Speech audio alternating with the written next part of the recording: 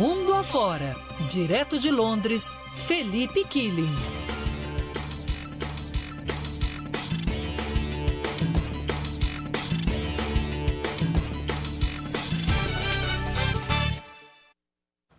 Hora de conversar com Felipe Killing. Reino Unido ajuda Estados Unidos na captura daquele petroleiro russo, né? Com ligações com a Venezuela, tem imagens dos caras tomando o navio, e a Europa segue apreensiva com a possibilidade de os Estados Unidos levarem a Groenlândia.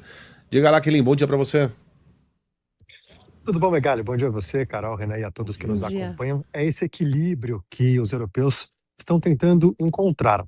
Não desagradar Trump, mostrar que estão comprometidos com a segurança do Ártico e da OTAN, e também proteger a Groenlândia.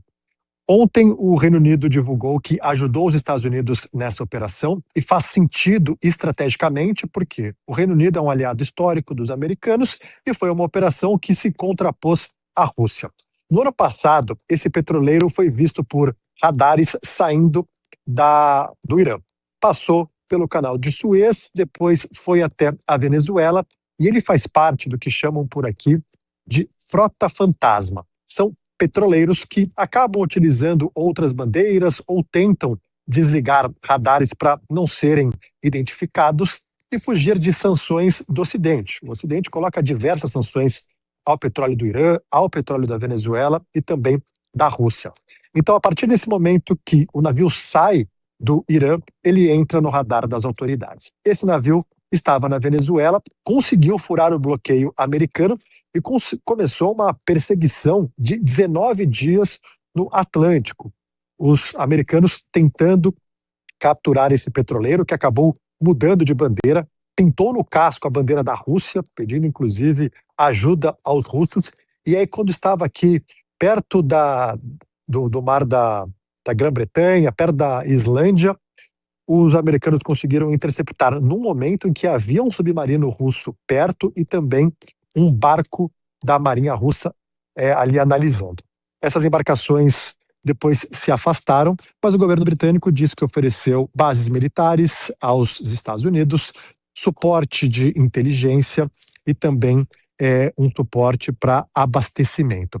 E o Trump ontem chegou a postar nas redes sociais que os americanos estão comprometidos com a OTAN, apesar da OTAN não estar muito aí para os Estados Unidos. E esse é mais um exemplo de que não é bem assim. O Reino Unido faz parte da OTAN, é um aliado dos Estados Unidos, mas mostrou que está comprometido com a segurança do Ártico e também para ajudar os americanos quando for necessário.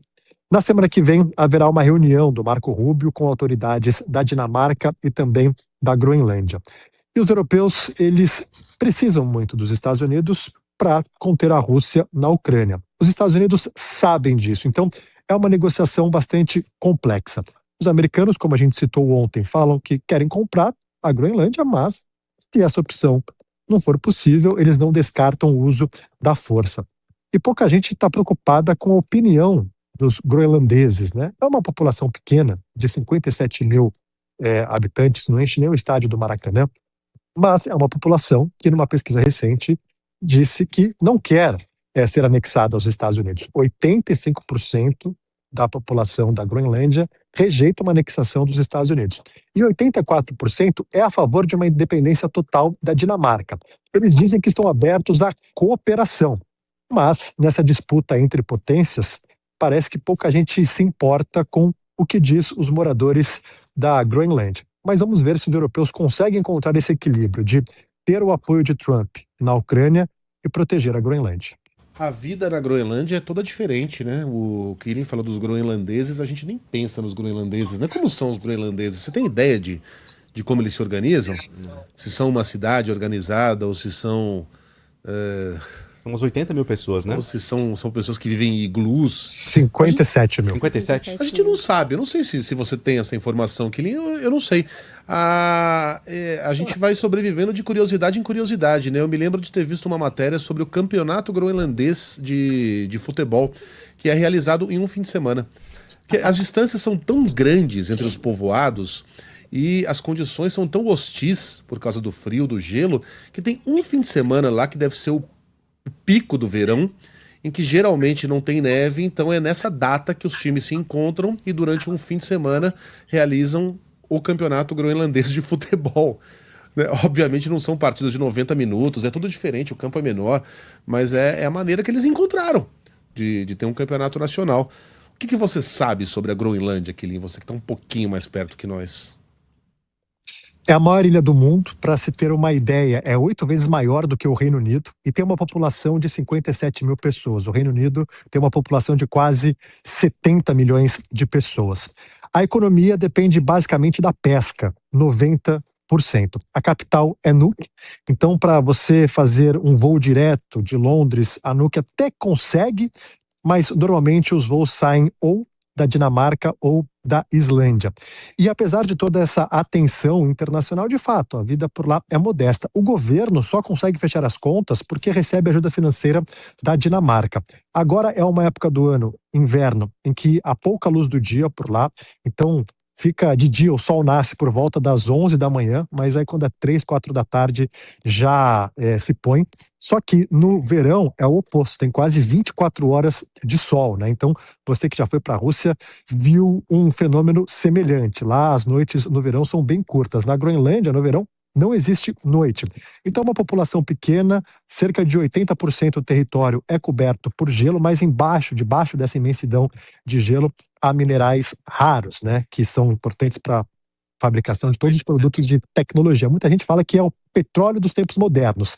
Quem dominar ou tiver essas riquezas naturais vai ganhar muito dinheiro. E hoje Estados Unidos e Europa dependem da China, que detém as maiores reservas de minerais raros. A Groenlândia tem lá debaixo desse gelo todo, com o derretimento das calotas polares, o aquecimento global, fica mais viável você ter acesso a esses materiais, e aí seria muito interessante para os Estados Unidos e para a Europa dependerem menos da China nisso. Eu acabo de ser humilhado pelo Quilin. Eu venho falar de campeonato da Groenlândia aqui, o cara me dá uma aula de geografia, geopolítica. Pra mim, a Groenlândia é aquele país que você tem que colocar 4 pedrinhas pra proteger, porque senão vem alguém da Inglaterra e rouba Mackenzie e Nova York. Do Dinka.